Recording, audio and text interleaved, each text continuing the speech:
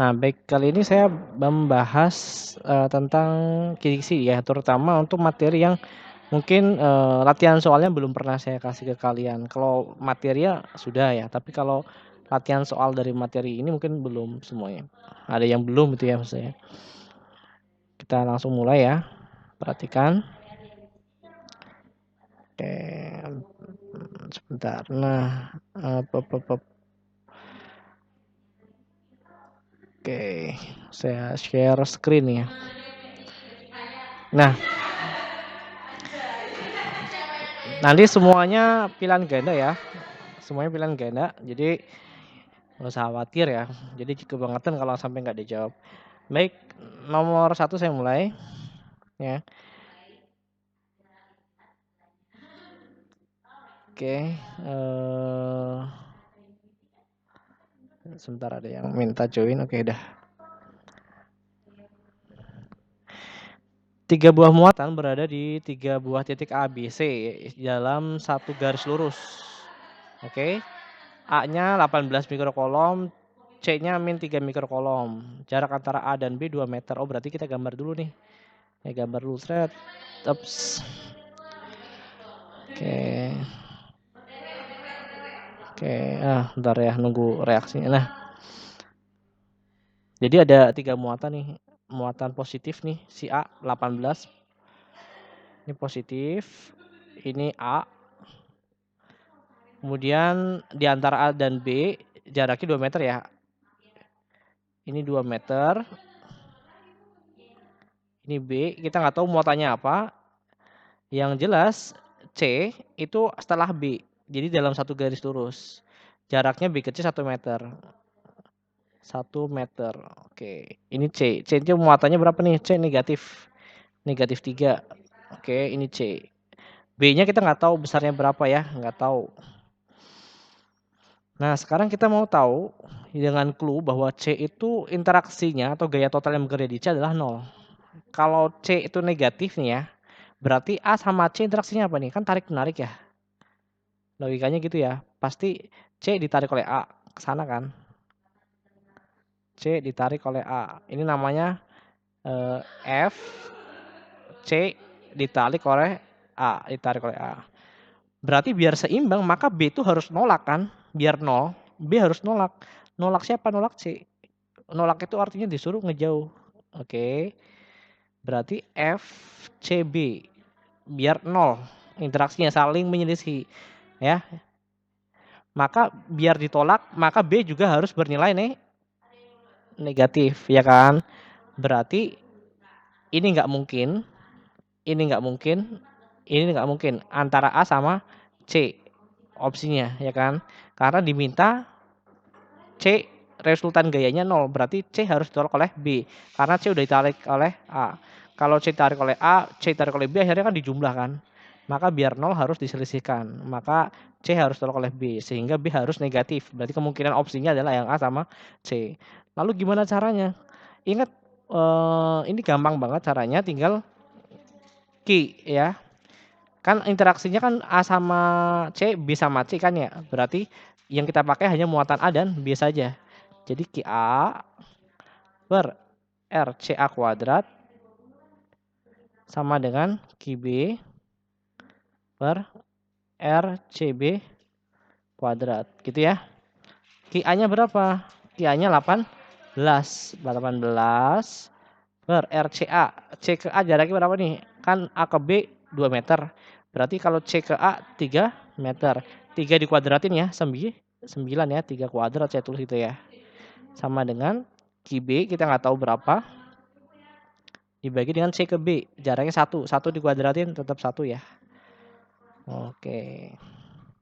18 bagi berapa nih? 9. 2 ya.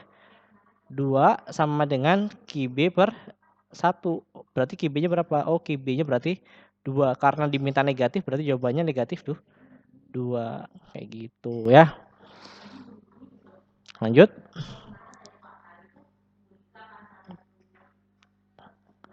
Nomor 2. Kita gunakan perbandingan saja ya. Ini materi kelas 9 SMP ya. Antara F dengan R. Ingat gaya kolom rumusnya kan kakiku robek-robek kan? F sama dengan kakiku robek-robek gitu kan ya. Kaki 1Q2 per R kuadrat ya. Kakiku robek-robek gitu kan. Nah, kita lihat antara F dengan R hubungannya apa nih? Berbanding terbalik. F berbanding terbalik dengan kuadrat jarak.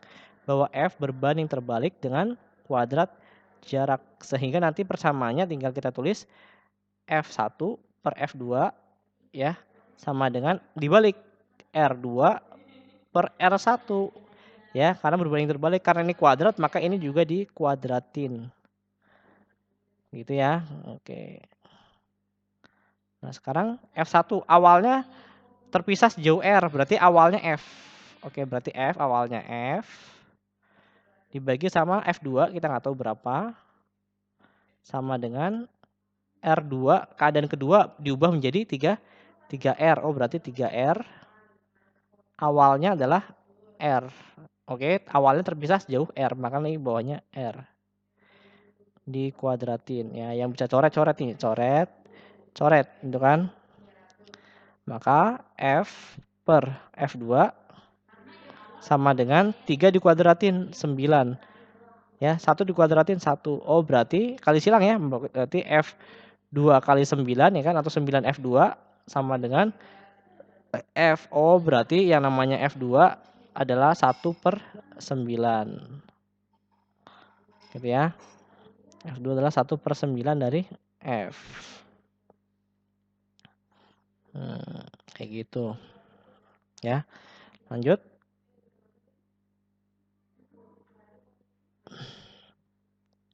Kuat medan di titik P. Oke, kita lihat di sini ya, kalau kalian ketemu soal fisika apapun ya, kalau kalimat panjang atau gambar itu lihat kalimat ujungnya dulu. Jadi kita bisa langsung analisis yang dimaksud apa nih ya. Nah, A ada muatannya nilainya ada ya kan, B ada muatannya nilainya negatif itu kan. Nah, diminta kuat medan di P. Kita lihat di sini.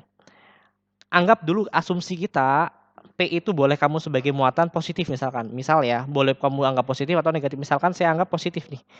Kalau seandainya P muatan positif, maka P sama A bakal diapain? Sama-sama positif, bakal ditolak, ya kan? Nah, ini namanya kuat medan yang dirasakan oleh P karena ditolak oleh A, EPA itu kan, EPA. Tadi kan P positif nih misalnya ya. Maka kalau P sama B interaksinya apa? Tarik menarik. Oh, berarti dia ditarik oleh B. Siap. Maka ini adalah kuat medan salam EP oleh B. Ya, EPA, EPB ketarik narik si P ya. Ingat tadi asumsinya P apa muatan nih? Ya, muatan positif asumsinya loh. Bebas. Nanti kalau kalian menganggap negatif juga boleh. Berarti kalau dia negatif maka dia ditolak oleh A tapi ditolak oleh B. Saya ulangi ya. Jadi kalau kamu anggap P itu muatan positif, maka dia ditolak oleh A, ditarik oleh B. Tapi kalau kamu P-nya negatif, maka dia ditarik oleh A, ditolak oleh B. Oke. Karena mereka berlawanan arah, jadi diselisihkan. Sehingga total kuat medan di titik P adalah yang kanan yang kurang yang kiri atau yang kiri kurang yang kanan nggak masalah ya. Jadi EPA dikurang EPB. Gitu. Oh, berarti gimana nih? Ya. Ingat rumus kuat medan apa? E sama dengan K kali Q per R kuadrat gitu ya. Kita hitung sekarang. Berarti K dikali Q ya, Q-nya berapa? Q-nya 2,5 yang A. Oke, 2,5. Oke, atau saya tulis dulu deh. Enggak apa ya. Langsung dulu ya, enggak apa. 2,5 per R kuadrat. Jaraknya A ke P. Ini kan P ke A ya, PA. P ke A jaraknya berapa nih? 3, ini 2. Berarti kan 5 ya, 5 kuadrat. Oke. Dikurang EPB. Berarti K dikali muatannya 2 ya. Kok nanya, misalkan ada yang nanya, negatifnya kemana? Negatif itu hanya menentukan interaksinya, tarik menarik atau tolak menolak gitu kan terhadap muatan P yang kita misalkan tadi. Jadi saya tulis 2 per jaraknya B ke P adalah 2. Oke. ya, dikuadratin ya. K-nya saya keluarin ya, K-nya saya keluarin. Oke, 2,5 ya, dibagi sama 5 kuadrat itu 25 dikurang 2/4 ya. 2/4 itu berapa sih setengah ya? Oke, jadi saya tuliskan berapa nih? K itu berapa? 9 kali 10 pangkat 9. 2,5 per 25 berapa? 10 ya? 1/10 kan? Dikurang, ini saya ganti ya, jadinya berapa nih? Setengah itu 5/10. Boleh kan? Jadinya gimana nih? Oh berarti 9 kali, maka E di P sama dengan 9 kali 10 pangkat 9 dikali dengan 5 kurang 1 ya, 1 kurang 5, 4 kan? 4/10. Oke, ini 10 pangkat 9, ini dibagi sama 10, berarti 10 pangkat 8 kan? 9 kali 4, 36. 36, yang depannya 36 cuma ada 1 ya, oh berarti ini opsinya. Kan kayak gitu ya. Nanti kalian harus bisa lebih efektif dalam pengerjaannya. Oke lanjut.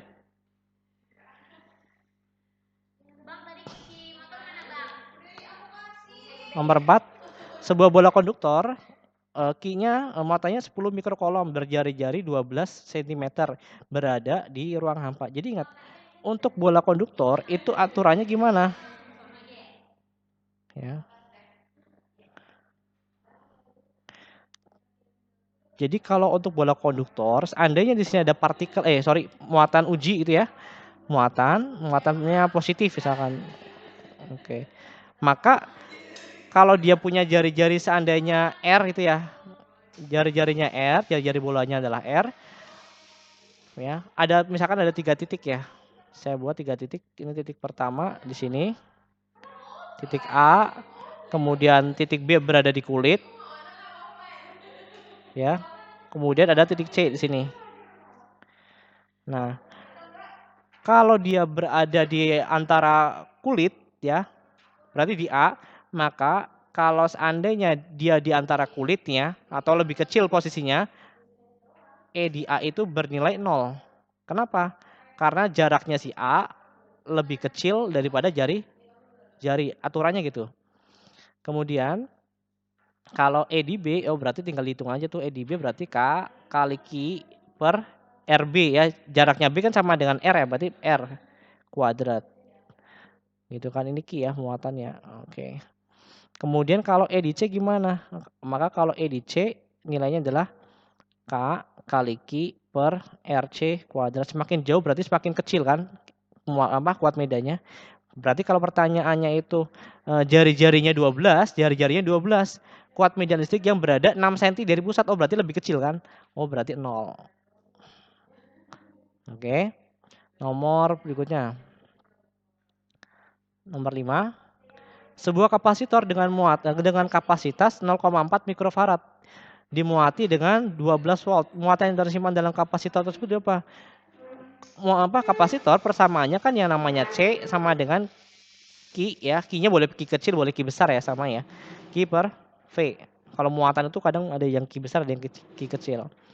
Maka kalau kita mau nyari Q, ya berarti kalau mau nyari Q tinggal C dikali dengan V. Berapa kapasitas kapasitornya? 0,4 mikro. Berarti 0,4 kali mikro. Mikro itu 10 pangkat min 6. 10 pangkat min 6. Oke. Dikali dengan apa? V-nya. V-nya itu 12 volt. 12. Nah, 12 kali 4 itu kan 48 ya. Kalau dikali 0,4 berarti 4,8. Oh yang depannya 4,8 cuma 1. Oh berarti ini. Gitu aja ya. Oke lanjut. Nomor 6. Nomor 6 nggak usah saya bahas lah, bisa ya. Nomor 7. Suatu sinar kilat, nah ini gampang banget nggak usah ya. Ini pakai persamaan yang namanya apa? I itu kan. Definisi arus itu apa sih? Banyaknya muatan ya nggak dibagi dengan waktu, kayak gitu aja ya. Oke. Ditanyain kuat arus nih. Ya. Cuma itu aja. Terus lanjut. Kalau ini seutas kawat panjangnya 100 meter, diameternya 2 mm dan hamba jenisnya sekian. Nah, kita mau nyari apa? Mau nyari hambatan listrik R. Ingat persamaan yang pernah saya kasih di awal pertemuan tentang resistor, di mana R ya, sama dengan rho itu apa? Hamba jenis kawat dikali dengan panjang kawat dibagi dengan luas.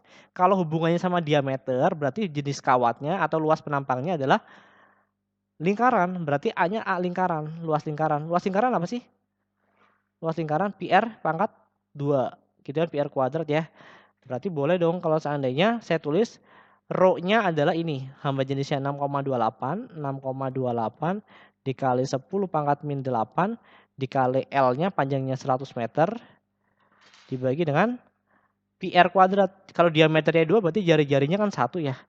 1 mm kan. Jadi jari-jarinya 1 mm atau berapa nih? 10 pangkat min 3 ya. Oh berarti PR kuadrat, berarti Pi, ya Pi itu kan 3,14 ya, 3,14 kali R kuadrat. Jari-jarinya 10 pangkat min 3, 10 pangkat min 3 dikuadratin 10 pangkat min 6, ya enggak? Ini coret nih, ini seret, itu ya. Berarti menyisakan tinggal 100 kali 10 pangkat min 6 kan 10 pangkat min 100 kali 10 pangkat min 8, 10 pangkat min 6 ya, dibagi 10 pangkat min 6 habis ya, tinggal 1. Gitu ya. Lanjut. Oh iya, nomor 89 sebenarnya ada di YouTube saya ya. Pokoknya nih kalau saya buletin tulisan YT itu berarti ada di YouTube saya ya. Kalian bisa lihat, tonton sendiri. Lanjut. Nomor 10. Sebuah voltmeter digunakan untuk mengukur beda potensial pada lampu yang nilai hambatannya 4 ohm. Oke, 4 ohm. Ini voltmeter ya. Ini 4 ohm itu hasil hambatan dari lampunya nih, 4 ohm. Oke. Pertanyaannya, besar kuat arus listrik yang mengalir pada lampu. Gimana caranya? Ingat hukum Ohm, di mana V sama dengan I kali R gitu ya. Berarti kita mau nyari I, tinggal V dibagi sama R gitu kan. V-nya kan belum tahu ya. Nah, kalau pembacaan voltmeter ingat gak di SMP? Tentang apa listrik arus arah.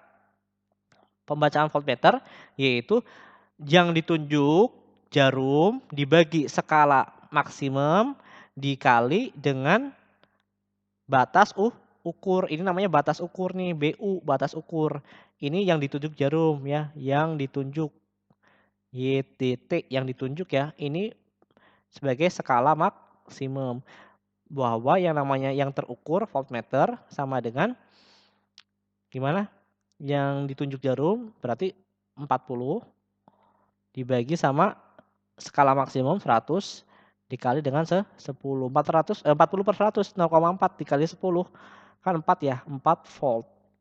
Saya masukin ke sini. Oh berarti nilai I-nya adalah V per R. Berarti 4 dibagi sama 4 ya enggak? R-nya kan 4 juga nih. Berarti 1. Kayak gitu. 1 ampere. Lanjut. Nomor 11. Nomor 11 ada di YouTube saya ya. Nggak perlu saya bahas lagi. Kalian cari sendiri. Nomor 12. Nah ini pernah saya bahas juga nih di pertemuan tatap muka. Ingat nggak caranya? Kuat arus yang mengalir pada rangkaian tersebut. Kita tentukan dulu arah loopnya bebas. Boleh searah jarum jam, boleh berlawanan jarum jam. Ya seandainya searah jarum jam berarti kan kayak gini ya. Set ya. Berarti saya anggap dari sini kan arusnya. Hukum Kirchhoff yang kedua mengatakan bahwa sigma GGL, sigma sumber tegangan ditambah dengan sigma perkalian I. Oke, saya ulangi. Ini sigma ya. Sigma lansip sigma I kali R hasilnya harus 0. Kita lihat sini, dia bertemu dengan kutub pendek. Berarti negatif. Ketemu kutub pendek itu negatif. Ingat. Negatif berapa? Negatif 5. Negatif 5. Jalan lagi, ketemu negatif lagi nih. Negatif 3. Ya, jalan lagi, ketemu sama kutub panjang. Berarti positif. Positif 2. Tutup kurung ya. Sumber tegangannya udah nggak ada kan. Tinggal kita kalikan, tambahkan dengan I kali R. I-nya kita nggak tahu berapa, lagi dicari. R-nya tinggal kita jumlah nih, 5 karena seri ya, 5 tambah 10 ya. Sebenarnya kan 5 I kali 5 dulu berapa, ya enggak? Ditambah dengan I kali 10 kayak gitu ya. I kali 10 sama dengan 0 ya. Min 5, min 3, min 8, min 8 tambah 2, 6 ya enggak? Berarti di sini jadi positif 6 ya. Ini kan min 8 tambah 2, min 6, bidang ruas jadi positif 6. 5I tambah 10I. Berapa? 15I. Berarti yang namanya I tinggal 6 bagi 15. Bagi 3-an. 2 bagi 3, 5. 2/5 itu 0,4 gitu ya. Lanjut. Nah, ini pernah dibahas juga di pertemuan PM ya. Saya ulangi lagi nih.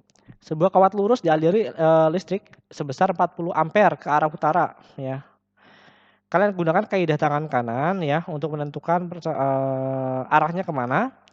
Yang jelas kalau di sini diketahui arusnya ada, kemudian jaraknya L-nya ada ya. Maka di sini rumusnya untuk B sama dengan untuk kawat lurus yaitu mu0 kali I ya per 2pi ya dikali dengan jarak. Jaraknya tadi 10 cm. Ingat mu0 itu berapa sih tetapannya? Mu0 ya adalah 4pi kali 10 pangkat min 7 tetapan ya. Oke, kalian lanjut sendiri. Nomor 14, ingat kaidah tangan kanannya kalian gunakan.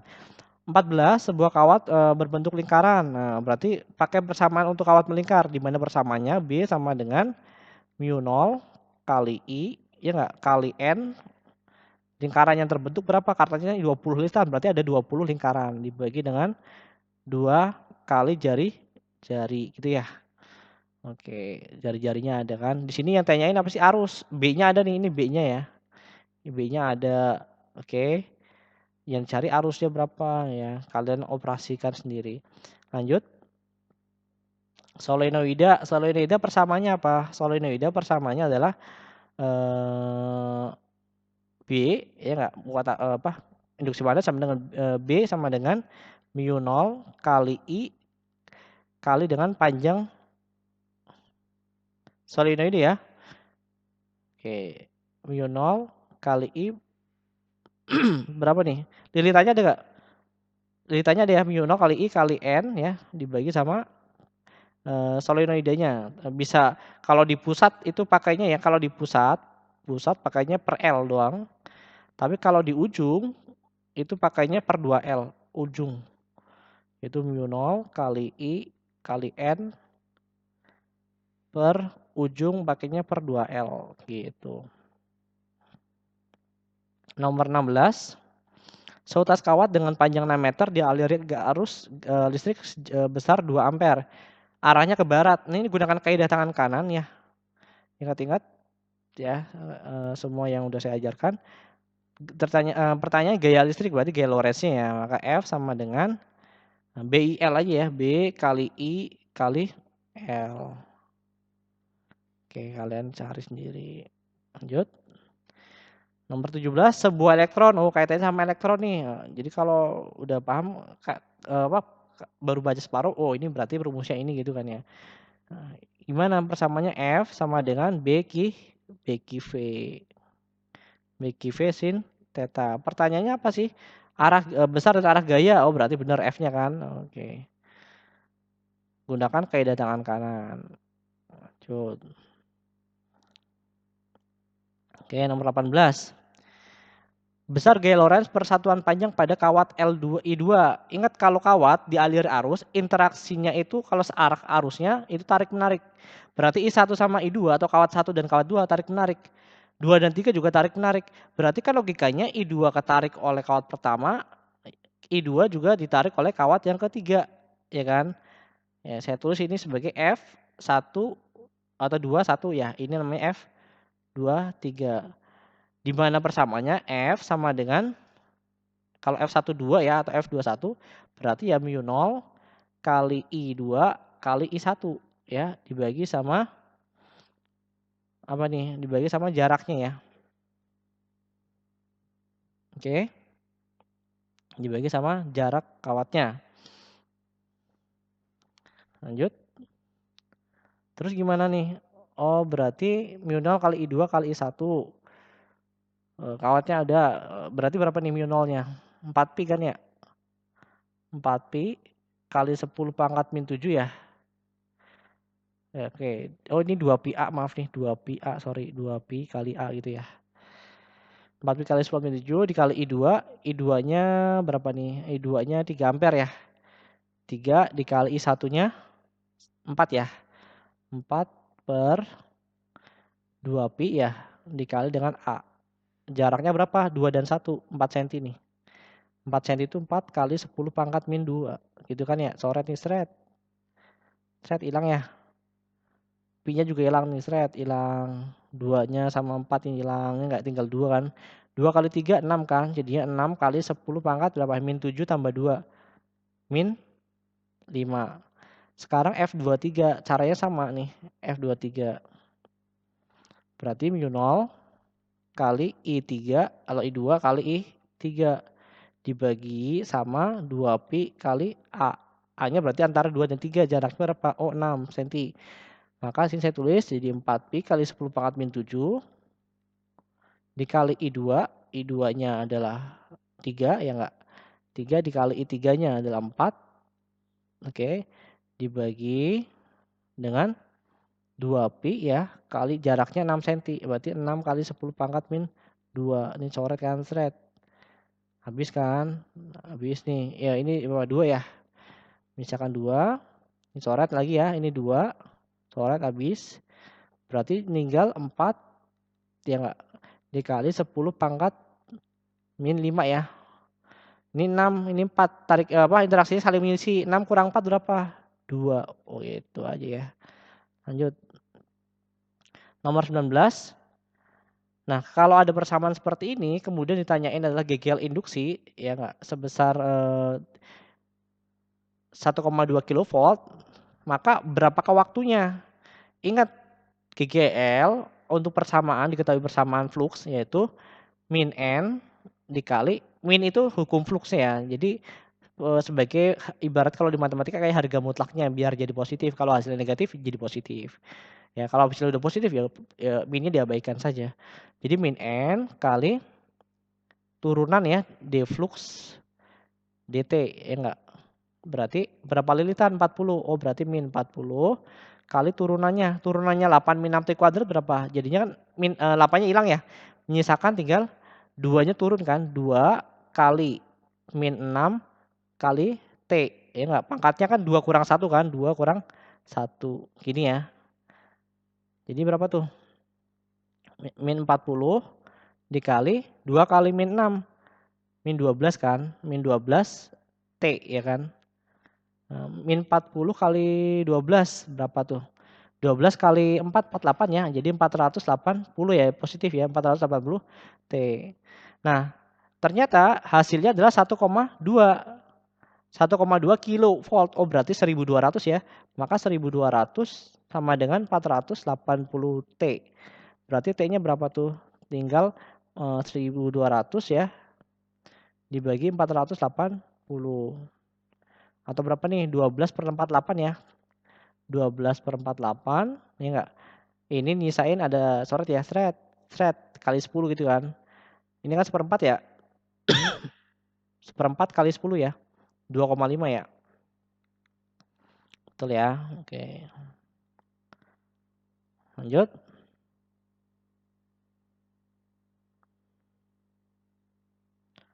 Nah, kalau ini nyari apa nih?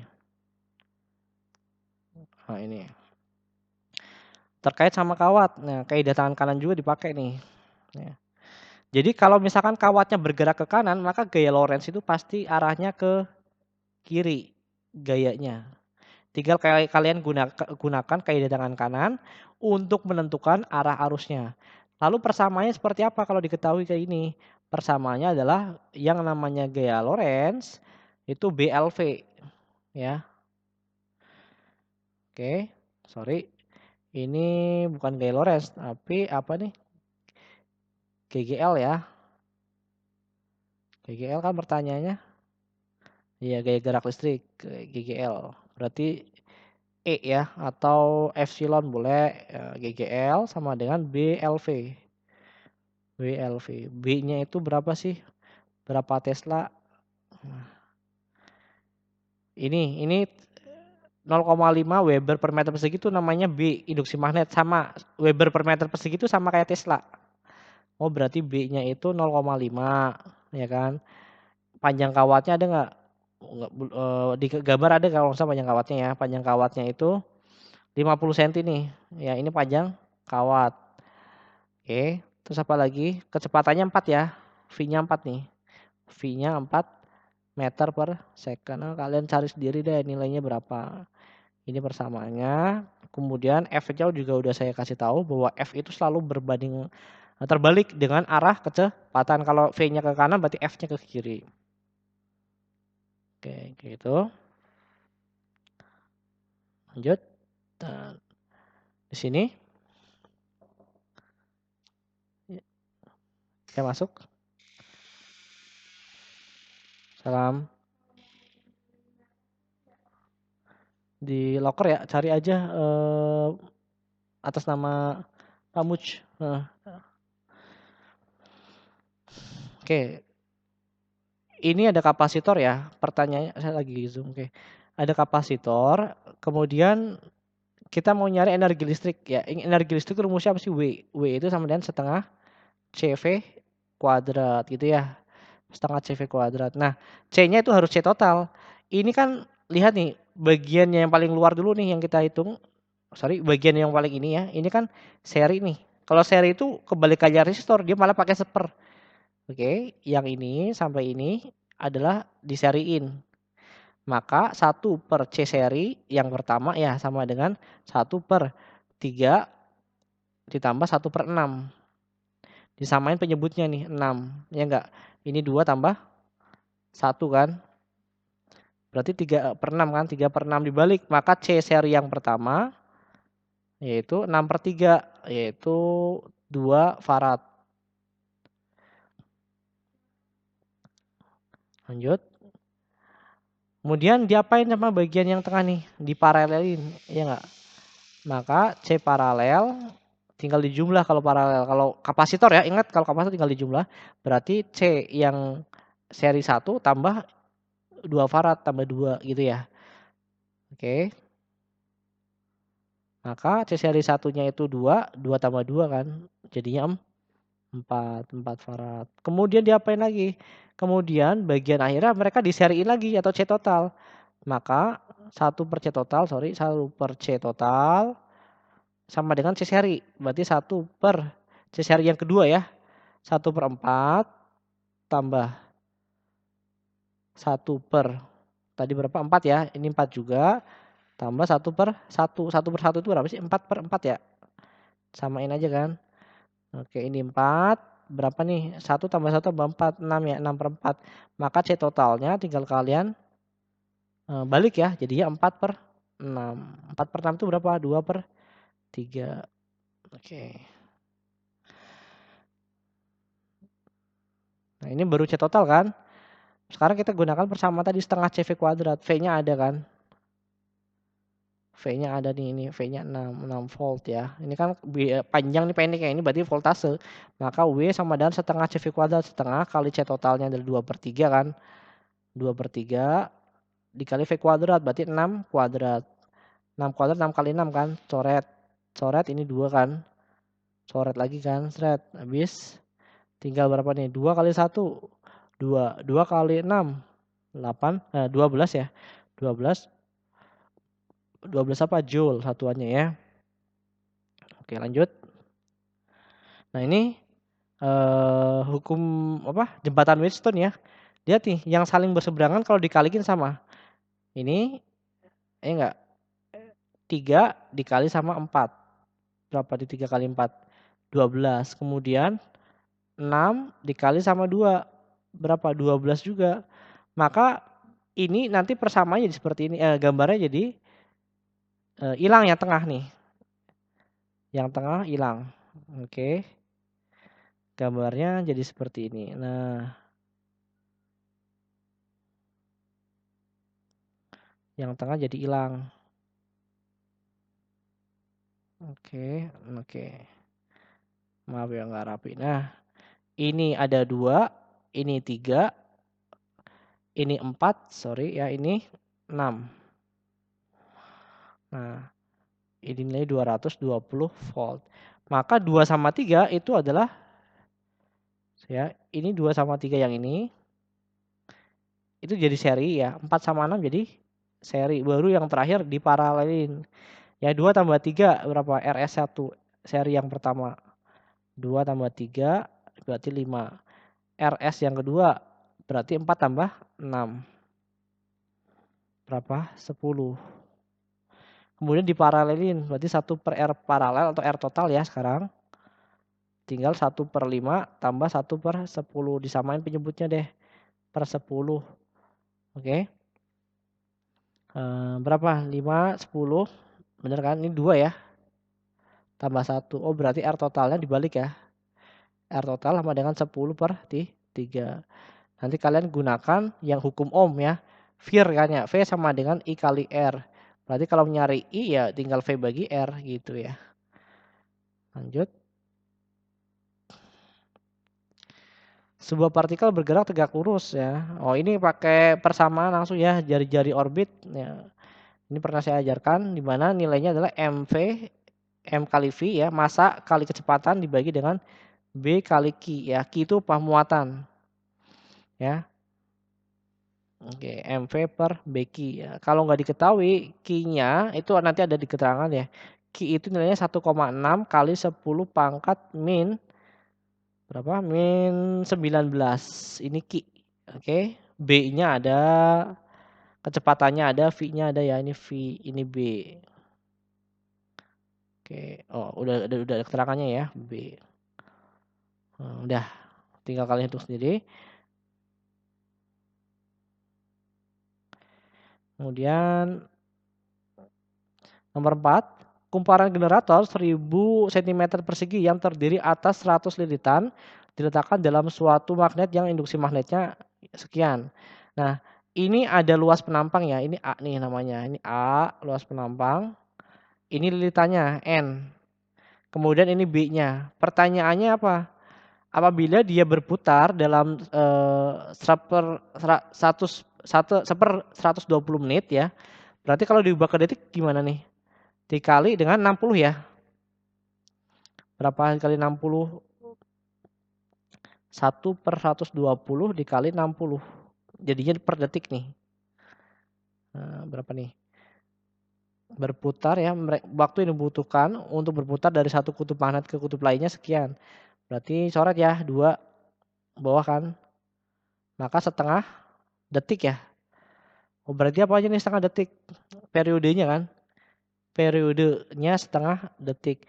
Jadi sistemnya di sini untuk menghasilkan gaya gerak listrik itu bisa menggunakan generator. Generator itu kan memutar atau mengubah energi gerak menjadi energi listrik ya. Contohnya apa? Genset, mesin diesel dan sebagainya. Yang biasa di nikahan tuh yang bunyi biasanya duduk duduk duduk duduk itu namanya genset model dulu itu ya. Nah, dia mengubah dari energi gerak ya. Energi geraknya dihasilkan dari mana? Dari bahan bakar. Diubah menjadi listrik. Saya lanjutkan. Periodenya setengah detik. Besar gaya listrik maksimum. Oke. Nah, ini kita gunakan gaya listrik berarti GGL. Gaya gerak listrik ya. Maka nilainya gaya gerak listrik untuk nomor 4 yaitu GGL sama dengan Nabi ya. Nabi Bowen itu ya, sorry. Bowen. Cara ngapalinnya BA kali omega kali N. Bowen. Nah, A-nya luas penampang, N-nya itu lilitan. Omega dapat dicari dengan cara 2pi dibagi sama periode. Omega itu apa sih? Kecepatan sudut. Ya, kalian buka kembali di materi kelas 10 ya tentang gerak melingkar. Oke. Lanjut.